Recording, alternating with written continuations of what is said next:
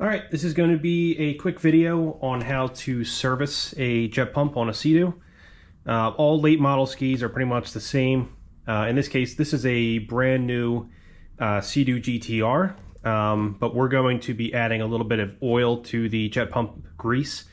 For those that you don't know, back in the 90s, SeaDoo used to use gear oil in their jet pumps, and then they ultimately switched to grease. Grease is perfectly fine, but once you take the jet pump cone off, you'll kind of see why I started using a mix of gear oil and grease. And in my experience, it seems to last so much longer, far less frequent jet pump rebuilds depending on how often you're riding. But it's kind of self-explanatory. The grease just kind of sits in the jet pump cone and really doesn't hit the bearings until it starts to heat up. Whereas the oil will always just kind of sit in the bearings, so regardless of the temperature, the bearings are always being lubricated. So today we're going to take apart the jet pump on this brand new GTR to add some oil to the mix and then put it back together. But this will be a pretty decent self-explanatory video on how to remove your jet pump to service it, whether you want to check out the impeller, the wear ring, or just take a look at your grease, which you should be changing on an annual basis anyway. So let's get started. First thing we need to do is put the IBR bucket all the way down. In this case, this bucket is already down, but I'll head up to the front and I'll show you how to do that.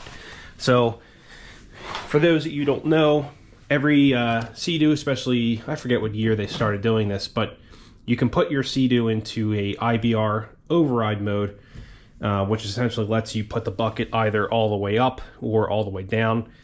In this case, when we are removing the pump, you could do it all the way down or all the way up. I'm going to do it all the way down just because it's a little bit easier. So what you want to do is hold your brake all the way in and then just press the start-stop button once. On the screen, you'll see it says IBR override. You just want to press the modes button to confirm, and then hold your trim button. There was some range left. Either all the way down or all the way up. Okay, it's all the way down. Now we can just let go. Now, realistically, that's just low fuel.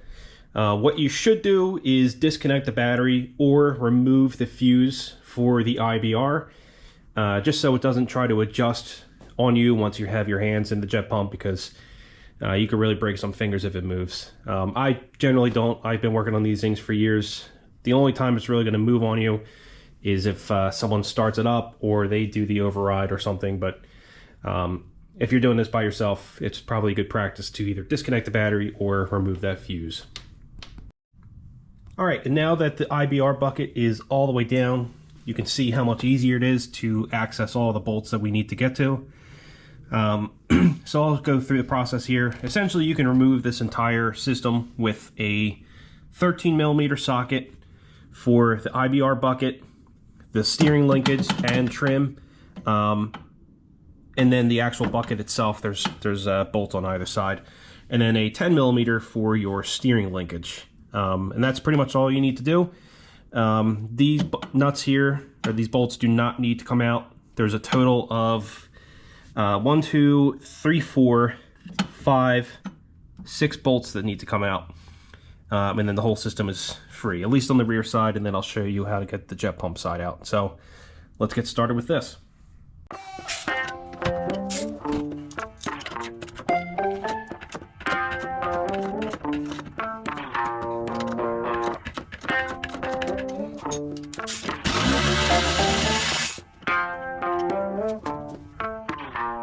All right, so now that the IBR arm is disconnected, this whole bucket is free to move. So it'll be a little bit easier to get to the rest of the bolts.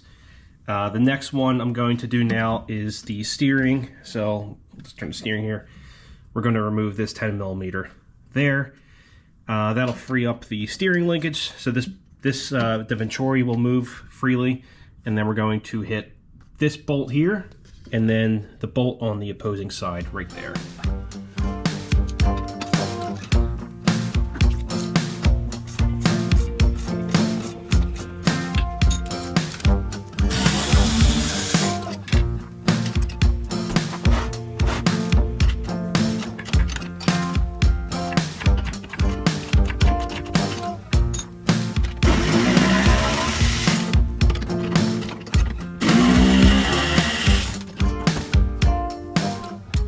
Alright, so now that the trim / Venturi assembly is loose, we can just go ahead and pull that out, just like that.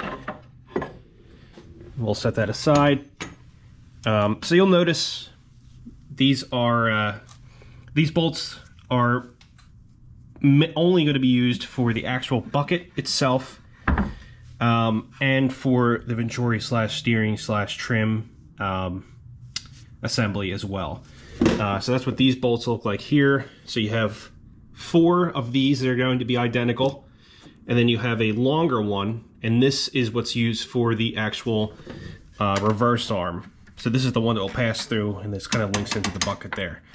So 1 of these, 4 of these, and then you have your 10mm that's used for the steering.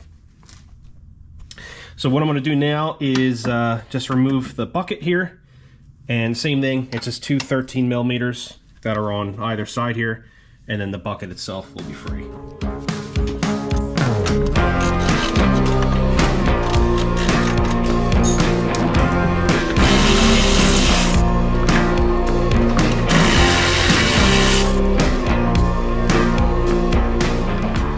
Alright, so now that the rear assembly is off, we're left with the actual Venturi bucket itself.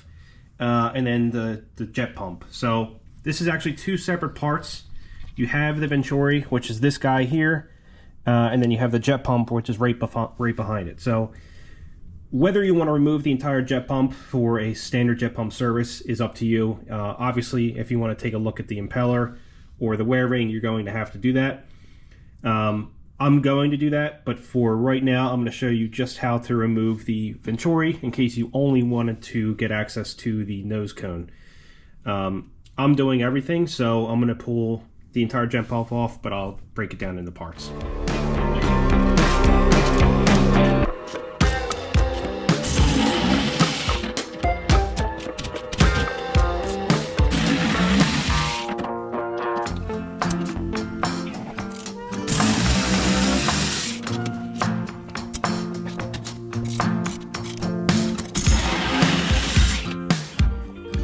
Alright, so now that that's removed, it gets out of the way, and you can see just how much thread locker SeaDoo uses from the factory. There's just so much of this stuff on there. So obviously we're going to put a decent amount back. We want to use the stuff that's not permanent in case we ever need to remove it. It'll also be a good idea when you put these back to clean off the threads. I just use a wire wheel. I'll show you what I do for that. And then if you have thread cleaner or something, I would clean off these threads as well, because there's no opening on the back. So over time, if you get more and more thread locker in there, it'll kind of bottom out and get packed in the bottom, and then you won't be able to torque these bolts down all the way. There's a decent amount of room in there though, so it'll be quite a amount of time before that ever happens, but still a good practice.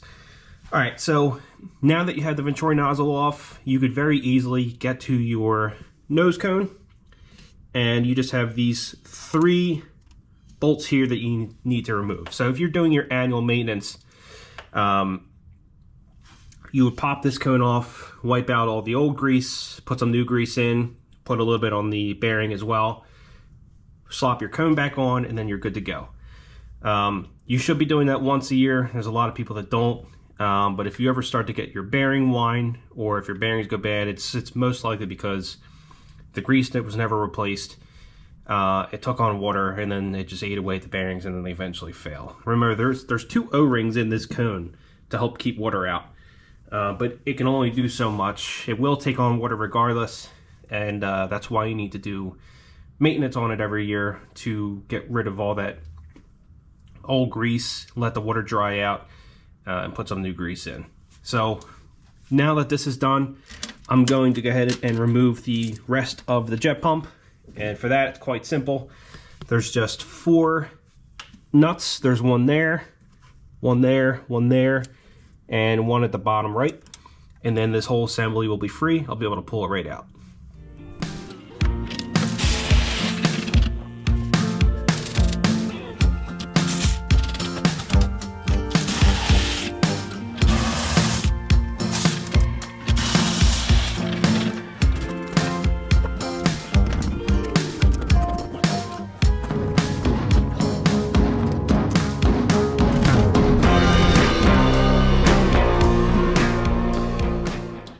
right, now that the jet pump is free, I'm not sure if you noticed in the time lapse or not, but there is like a kind of suction effect on this thing.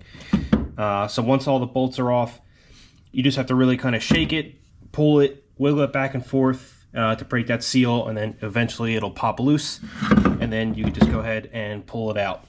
So that's what I'm going to do right now. So I'll get this guy out. And this is the jet pump. Now, funny enough, this is a brand new SeaDoo GTR. It has 0 runtime. The engine hasn't even started yet, aside from whatever the dealer does for post-delivery inspection. And look at this. I mean, this is an improper factory install. I'm not sure if you can see it on camera, but the boot here was not installed correctly. If my friend was to run this on the water, he would cavitate pretty bad. May notice a slight effect on top speed, but the cavitation will definitely affect the impeller and wear ring. I mean, you can even see that it still has the impeller sticker on here. There is 0 run on this assembly at all. So I'm going to go ahead and fix this. But aside from that, when you're doing a jet pump maintenance, what you want to do is check your leading edges on your impeller. Make sure there's no nicks, dents, or chips, cracks, anything like that. And look at your wear ring in the entire outer diameter. Make sure there's no gashes or chunks or anything missing that can affect your top speed. This one obviously looks brand new, so there's not going to be anything there. Now, if you have scratches and scoring and stuff like that, that's perfectly normal. There's no way to avoid that. You're just looking for major damage, major scratches, deep scratches, parts missing, anything like that, because that'll obviously cause cavitation, or it could be a result of cavitation, and it can lack, or it can cause a decrease in your top speed and your acceleration. Now, if you notice when you if you slam the throttle from a dead stop, and it sounds like you're hitting the rev limiter, even though your jet pump is still in the water, that's a strong indication that there's cavitation going on, and it's probably something going on with your jet pump. So this is a good spot to start. For now, I'm just going to remove the nose cone here. Check the grease, and I'll show you what it looks like from the factory. Again, this ski's never been on the water, so I'll show you what it looks like, but I'm going to add some gear oil to it just to give it some extra protection during cold starts.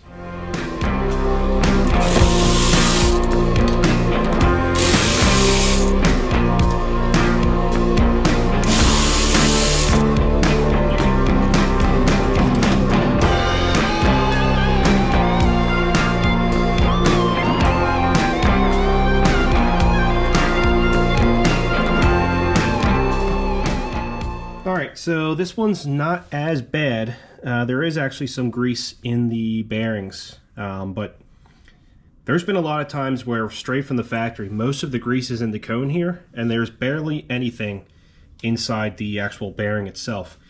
So you can imagine when you start this engine and this thing's spinning at, 8,000 RPM or whatever you're set to, before this grease warms up and gets soft enough to make its way back into the bearing, it's just all sitting in this cone here, and your bearings are running dry.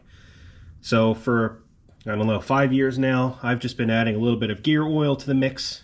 That way the bearings always have something to protect them. You still have the grease in there, but the bearing oil is just an added layer of protection. So I'm going to go ahead and do that now. Okay, if you're doing just your seasonal maintenance and you only want to stick to grease, you can use pretty much any grease that's rated for marine or whatever. SeaDoo does have their XPS grease. I tend to use that, but any marine rated grease will do perfectly fine. So what you want to do is just kind of remove the grease from the nose cone, remove as much grease from here as you can, and then just pack in new grease going around and add the rest to your nose cone. Now, if you have a service manual, it will tell you how much grease you want to add. But in my experience in all the skis I've worked on, just a decent amount. You want to have enough that your bearings are covered here, and then put some extra in the nose cone. You don't want to pack it tight because you want to leave some room for expansion. In my case, this ski here is brand new. I'm just doing my added layer protection. I've been using this bottle here for a very long time. You don't need too much. It's a standard 75W90 gear oil. So what I do is just kind of add it around here, let it get into the bearing face and kind of work its way in. I don't add too much of this, but just enough that there's something in there for the bearings when they're dry. That's pretty much perfect right there. And see the air bubbles as it kind of makes its way down. You can spin the impeller if you want to work it in, but this is it's more than. All right, so we're gonna head and just put the nose cone back on, get this thing all slapped together, put it back inside the ski, and it'll be ready for spring.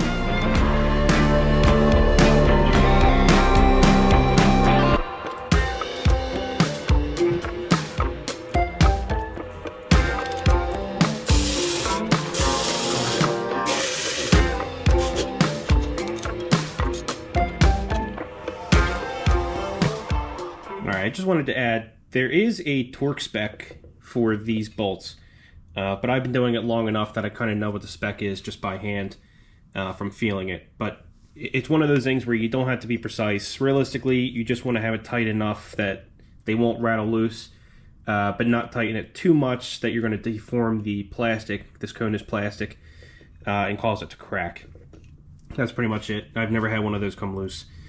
So the next thing we're going to do is go ahead and put the jet pump back in. Now what you want to do here is try to get the receiving end of the jet pump, which is this part here, put onto the drive shaft, which is that guy here.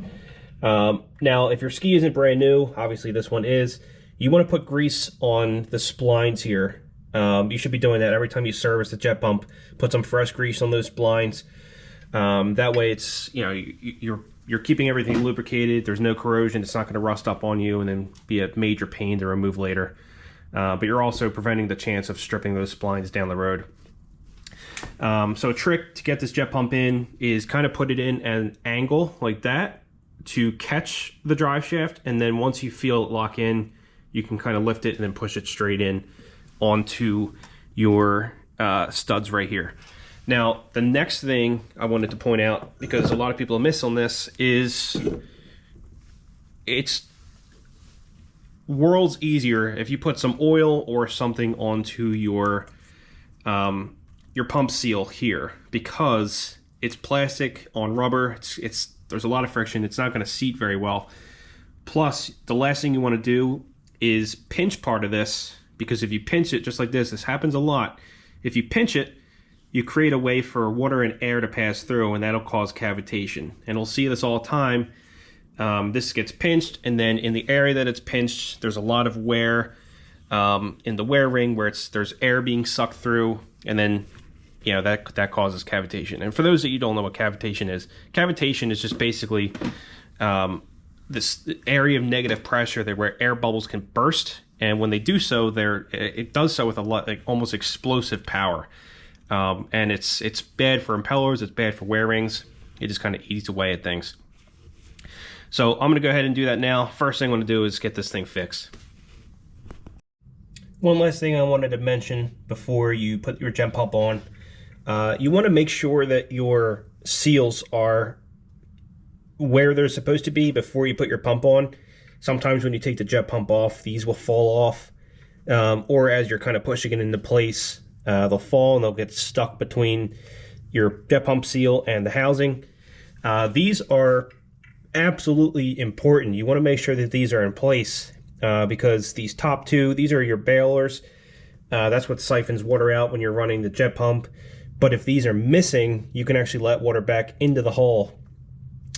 And this one is your fresh water intake that's used for cooling the exhaust. And if you're supercharged, it'll also cool your intercooler. If this comes off, you're going to lose your ability to pull in raw water for cooling, and you can obviously cause all kinds of major issues. So make sure these are in place. If they're not sticking, you can put a little bit of grease behind them and they'll stay in place for you.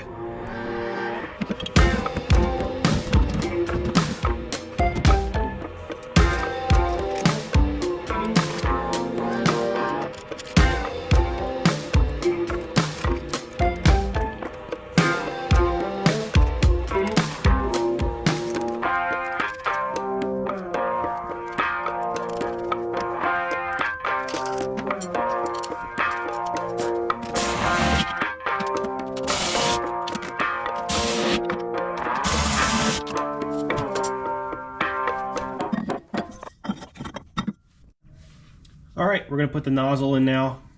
One, you just wanna make sure that the plastic guide is lined up and installed correctly. This will press up against it. And then, like I said earlier, you wanna use Loctite. Make sure you use something that's removable. You don't wanna use the permanent stuff because obviously you're gonna have to get back in here at some point. But you certainly wanna use this because, you know, if not, you risk the chance of it vibrating loose, which I actually did. I forgot to tighten the threads on, or use Loctite I should say, on my IBR bucket, and when I hit the brakes going 70-something miles an hour, it ripped clean off the ski. So I had to buy a whole new one. So definitely make sure you use some kind of removable rated Loctite.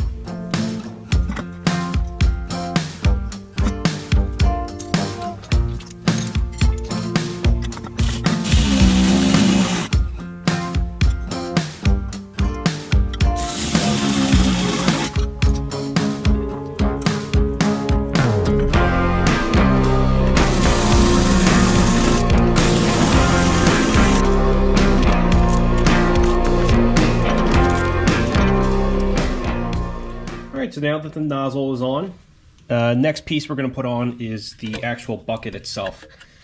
This goes on first, not the steering, so we'll go ahead and put this back in place.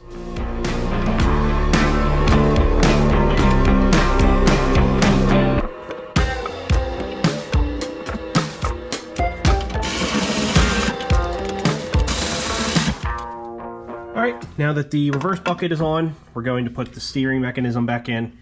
For this, you definitely, you know, if you put it down, you can get the orientation mixed up, especially because this piece spins all the way around.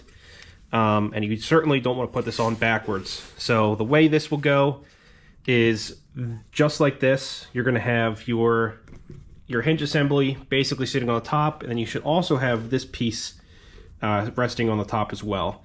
This is unused. This is for the IDF, if your ski has IDF. But this will always point straight up. So what we're going to do is kind of just finesse this into place. You want to have your rotating piece rest under this section of the IBR bucket, because this is how your trim works. So we're just going to get that into place. No clean way of doing this. So you kind of just work it in until it's there, just like that. So now it's in place. And then we'll go ahead and get the last two bolts. You're gonna have one bolt there, the other bolt just through there.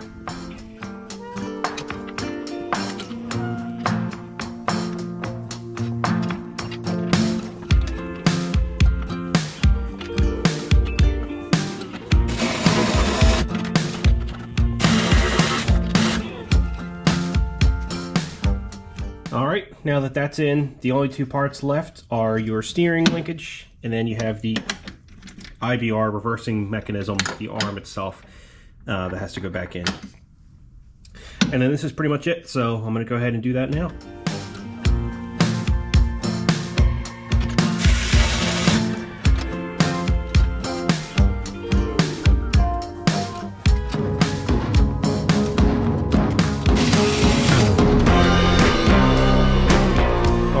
That's pretty much all there is to it. The jet pump is going to stay down in IBR down unless you override it, or just, you know, when you start to ski, it'll go back to its normal position, shut it off, it'll go back to idle, which is kind of like the halfway point. I would do that just to make sure you put everything back together correctly. If you didn't, the worst that'll happen is the IBR actually has a built-in protection mechanism, so that if the arm gets stuck, it'll stop moving and then it'll throw a warning. I think it does it based on the amount of amps the motor's pulling. Either way, I know I did this correctly. I've done it probably hundreds of times at this point. But that's all there is to it. You should be doing this jet pump maintenance every year. I see a lot of times on the forums where people they either don't replace the grease, they don't inspect their jet pump or whatever. And then it just leads to problems down the road. The biggest one being the jet pump bearings going bad, especially if you ride in salt. And if your jet pump bearings go bad, you're in for a pretty pricey rebuild. I do a lot of rebuilds as well. That's why I have that press over there. But essentially, you have to completely tear down the jet pump. You have to press out the bearings, the shaft, replace all the seals and do all that work, which if you don't have a press, you know, it's pretty pricey. You're gonna be looking at least, you know, $500 plus, assuming the actual housing for the jet pump itself is perfectly fine, which, you know, sometimes it's not. So once a year, take off your IBR bucket, your steering, the steering nozzle, the trim assembly, the venturi.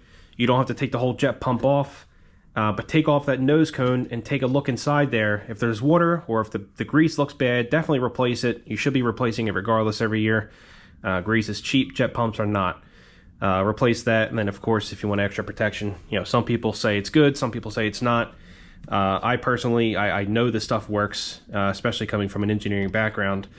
I add this to all of the jet pumps, every jet pump I work on, all of my own skis, friends' skis, family skis, people's skis I work on, and you know, you can go years and years without having any problems at all.